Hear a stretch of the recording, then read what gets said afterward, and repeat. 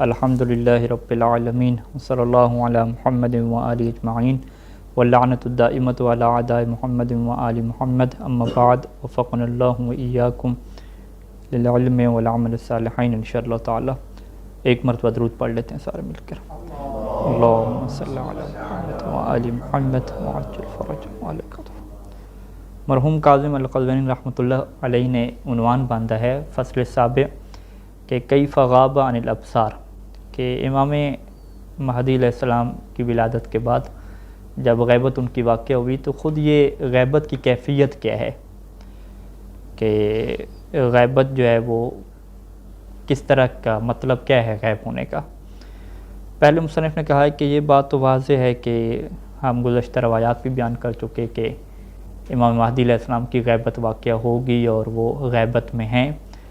تو غیبت کا کیا معنی ہے؟ کہتے ہیں کہ خود لفظ غیبت کو جو ہے وہ دو معنی کیا ہو سکتے ہیں۔ پہلا غیبت کا یہ معنی ہے کہ ایک انسان جو ہے وہ تمام لوگوں سے کٹ آف ہو جائے اور معاشرے میں کیا زندگی نہ گزارے، بلکہ جہاں پہ زندگی لوگ گزار رہے ہیں وہاں سے وہ جو ہے وہ ایک ایسی جگہ پہ چلا جائے کہ اب جو ہے وہ لوگ اسے مل بھی نہ سکتے ہوں، اسے دیکھ بھی نہ سکتے ہوں، کوئی اگر ملنا بھی چاہے تو وہ نہیں مل سکتے کیونکہ وہ بندہ جو ہے وہ چھپ گیا ہے۔ یعنی اسے کیا کہتے ہیں کہ ایک ایسے مقام پہ چلے جائیں کہ جس مقام پہ لوگ بھی نہیں رہ رہے، کوئی بھی نہیں رہ رہا، اب کوئی بندہ بھی جو ہے وہ انہیں نہیں دیکھ سکتا، کوئی مل بھی کہہ نہیں سکتا۔ ایک غیبت کا جو ہے وہ یہ معنی ہے، اور یہ اس طرح کی غیبت جو ہے وہ ہر کوئی اختیار کر سکتا ہے کہ کوئی بھی انسان ہو وہ پاکستان میں فرض کریں اگر غائب ہونا چاہتا ہے تو پاکستان میں ایک ایسی جگہ پہ چلا جائے کہ جہاں پہ کوئی آبادی وغیرہ نہیں ہے، کوئی وہاں پہ آ جا نہیں سکتا، تو وہاں پہ کیا چھپ جائے۔ تو اب جو ہے وہ ایک عام انسان بھی اس طرح کی غیبت کو اختیار کر سکتا ہے، یہ ایک غیبت کا معنی ہے۔ دوسرا غیبت کا معنی یہ ہے کہ لوگوں کی نظروں کے سامنے ہو اور جب چاہے جو ہے وہ اپنے آپ کو غائب کر دے کہ لوگ جو ہے وہ اسے نہ دیکھ سکیں اور وہ لوگوں کو دیکھ سک رہا ہو۔ اس کی مثال ایسی ہے کہ جیسے ملائکہ ہیں، فرشتے ہیں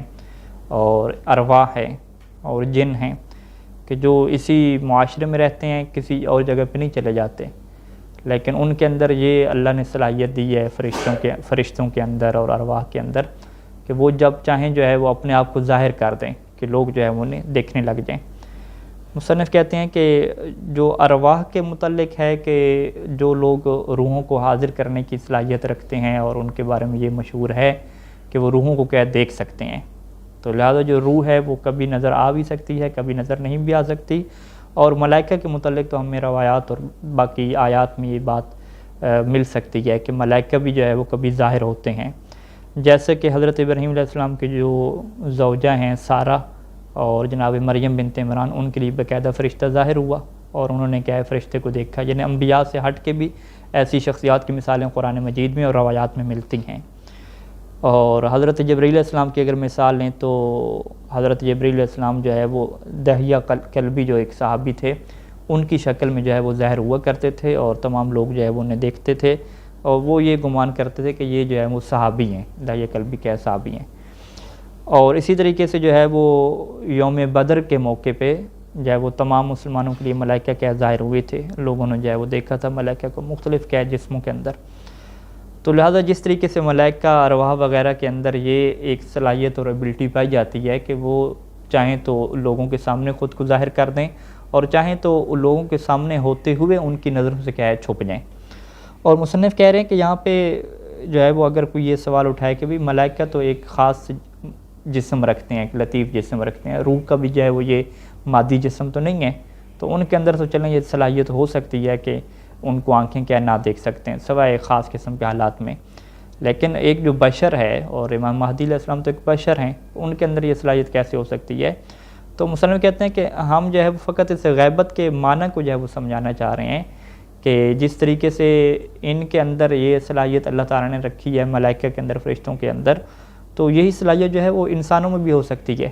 ایک ایسا انسان اس کو بھی جو ہے اللہ یہ صلاحیت دے سکتا ہے کہ وہ چاہے تو لوگوں کی نظروں سے کیا خود کو غائب کر دے اور کبھی کیا اس کے سامنے ظاہر ہو جائے۔ تو یہ دو معنی جو ہے وہ سمجھانے کے بعد مصنف جو ہے وہ یہ کہتے ہیں کہ امام مہدی علیہ السلام کی جو غیبت ہے وہ یہی دوسرے معنی میں ہے کہ امام مہدی علیہ السلام کو اللہ نے یہ معجزہ دیا، یہ صلاحیت دی کہ وہ جو ہے وہ لوگوں کے سامنے بھی آ سکتے ہیں اور لوگوں کے سامنے رہتے ہوئے اپنے وجود کو جو ہے وہ غائب بھی کر سکتے ہیں۔ اور مصنف کہتے ہیں یہ کوئی مادی اور طبعی بات نہیں ہے کہ اسے مادی طریقے سے ثابت کیا جائے، یہ جو حقیقت ہے وہ ماورائے طبیعت ہے، اور یہ ایک ایسی حقیقت ہے کہ جو ثابت ہے اور واقع ہوئی ہے۔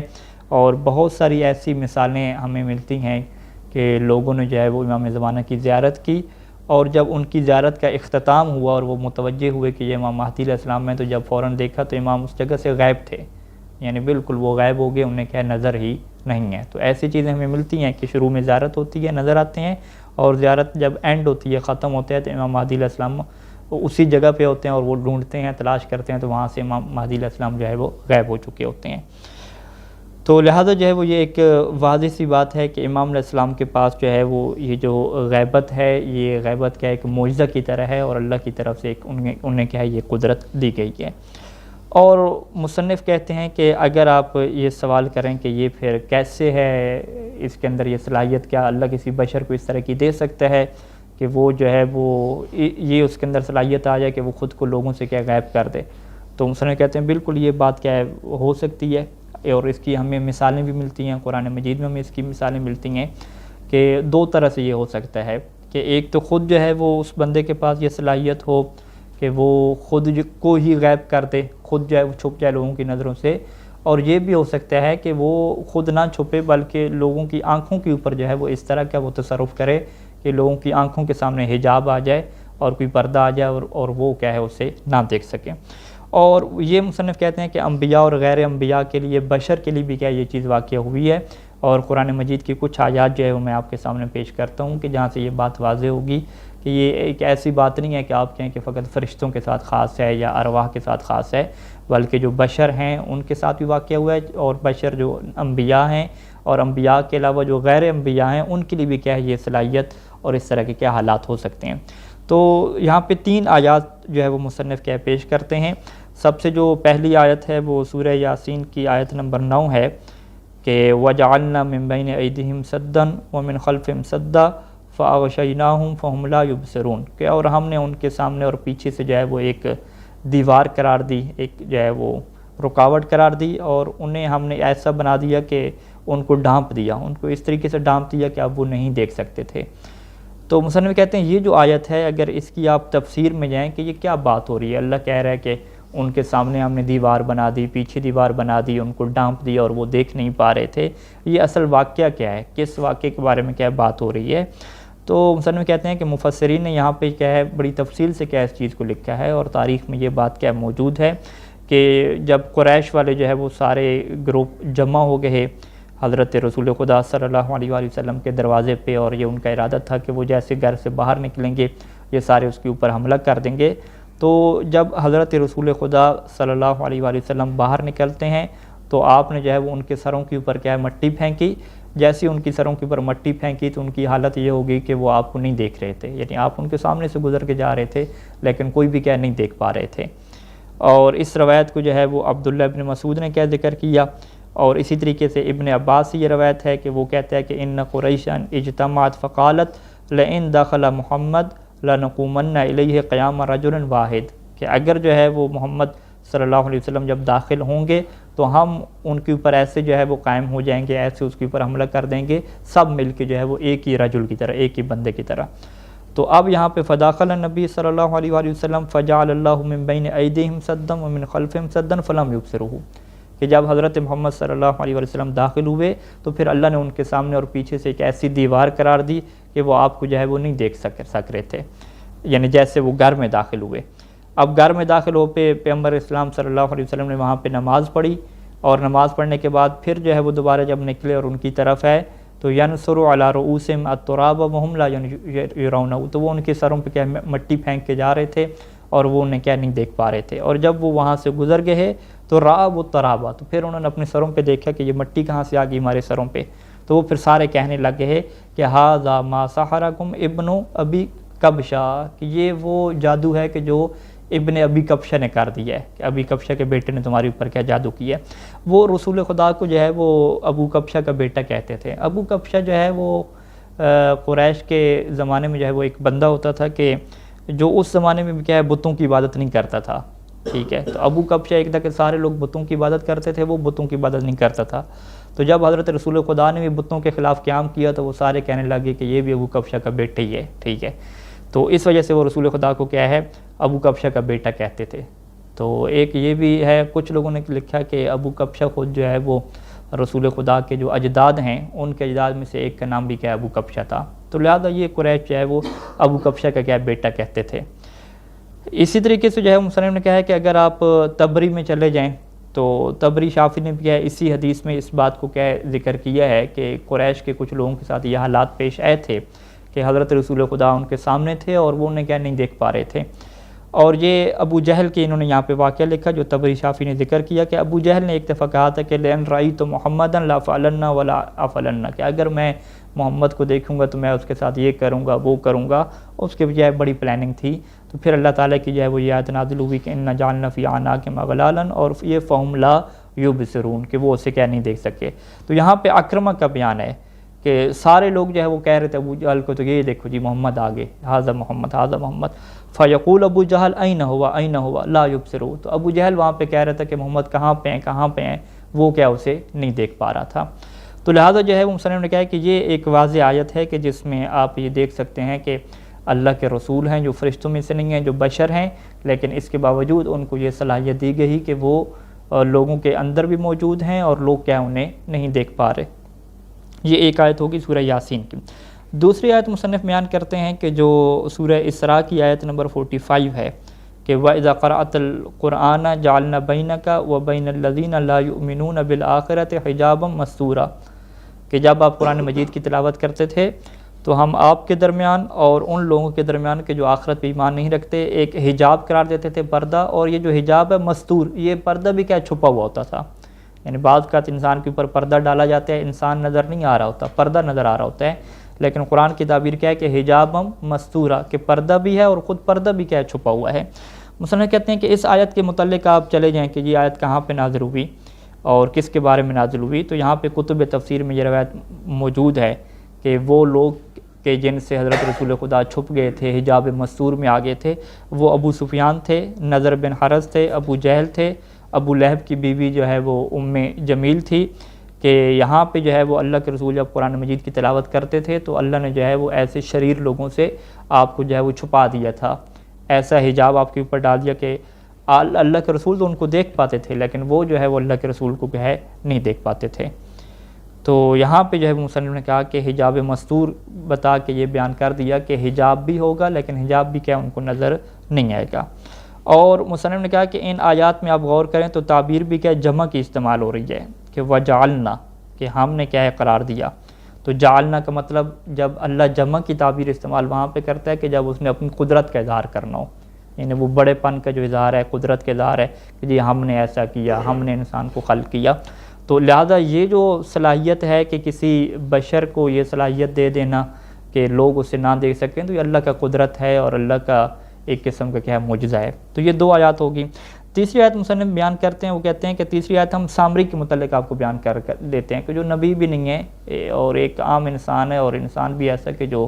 بڑا کیا ہے کرپٹ قسم کا انسان ہے، اس کے پاس بھی کیا ہے یہ صلاحیت تھی کہ وہ بھی کچھ لوگوں کو دیکھ رہا تھا جبکہ باقی کیا نہیں دیکھ رہے. اور یہ قرآن مجید کے الفاظ ہیں کہ وہ یہ کہتا ہے کہ بصرت بما لم یبصروا بہ، کہ میں نے اس کو دیکھا کہ جس کو یہ لوگ نہیں دیکھ رہے تھے. فقبضت قبضۃ من اثر الرسول، تو وہ جو رسول تھا اللہ کا بھیجا ہوا تھا اس کے جو اثرات تھے پاؤں کے، وہاں سے میں نے مٹی کے ایک کیا ہے مٹھی بھری، اور یہ جو مٹھی بھر کے میں نے کیا اس بچڑے کے اندر کیا ڈال دی. تو مصنف کہتے ہیں کہ یہ جو حدیث ہے، یہ جو قرآن مجید کی آیت ہے کہ میں نے اس کو دیکھا کہ جس کو وہ لوگ نہیں دیکھ رہے تھے، بصرت بما لم یبصروا بہ، یعنی اس کا یہ مطلب ہے کہ کچھ ہستیاں ایسی تھیں وہاں پہ کہ جس کو دیکھنے کی صلاحیت سامری کے پاس تھی لیکن سامری کے علاوہ باقی لوگ کیا ہے اسے نہیں دیکھ رہے تھے. اب مصنف کہتے ہیں کہ یہاں پہ ہم آپ کو جو ہے وہ روایات کی طرف لے جاتے ہیں اس آیت کی تشریح میں، تو یہ بات کیا واضح ہوگی کہ اصل میں یہ جو آیت نازل ہوئی یہ حضرت موسیٰ نے جب سامری سے کیا گفتگو کی کہ جس نے وہ بچڑا بنایا تھا، اور وہاں پہ جب بچڑے کے متعلق سامری نے سوال کیا کہ فما خطبک یا سامری، کہ تمہاری کیا حیثیت ہے اور تم نے کیا کیا ہے. تو اس وقت جو ہے وہ سامری نے کہا تھا کہ میں نے اس طرح کیا کہ جو اللہ کا بھیجا ہوا تھا ایک فرشتہ تھا، میں نے اس کو دیکھا اور وہاں سے میں نے مٹی اٹھائی، لوگ کیا اسے نہیں دیکھ رہے تھے.